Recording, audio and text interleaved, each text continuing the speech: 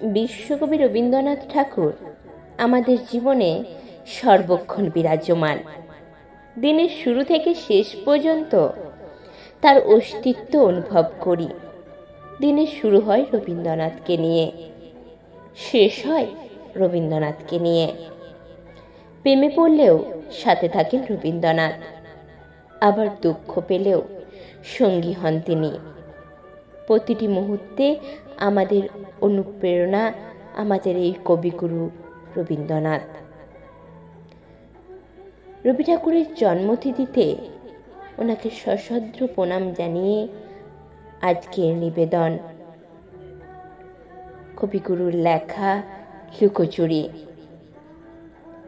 আমি যদি দুষ্টুমি করে চাপার গাছে চাপা হয়ে ফুটি, ভোরের বেলা মাগো ডালের পরে কচি পাতায় করি লুটোপুটি। তবে তুমি আমার কাছে হারো, তখন কি মা চিনতে আমায় পারো? তুমি ডাকো খোকা কোথায় ওরে, আমি শুধু হাসি চুপটি করে। যখন তুমি থাকবে যে কাজ নিয়ে, সবই আমি দেখবো নয়ন মেলে। স্নানটি করে চাপার তলা দিয়ে আসবে তুমি পিঠেতে চুল ফেলে। এখান দিয়ে পুজোর ঘরে যাবে, দূরের থেকে ফুলের গন্ধ পাবে। তখন তুমি বুঝতে পারবে না সে তোমার খোকার গায়ের গন্ধ আসে। দুপুরবেলা মহাভারত হাতে বসবে তুমি সবার খাওয়া হলে।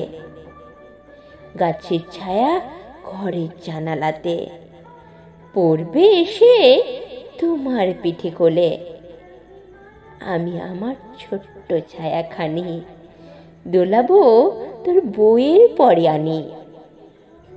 তখন তুমি বুঝতে পারবে না সে তোমার চোখে খোকার ছায়া ভাসে।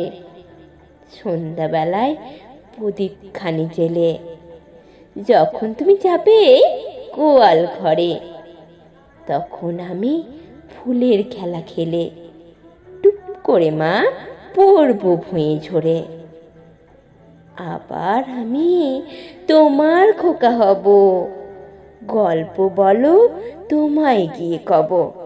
তুমি বলবে দুষ্টু ছিলি কোথায়, আমি বলবো বলবো না সে কথা। নমস্কার। কণ্ঠে দেবিকা মণ্ডল।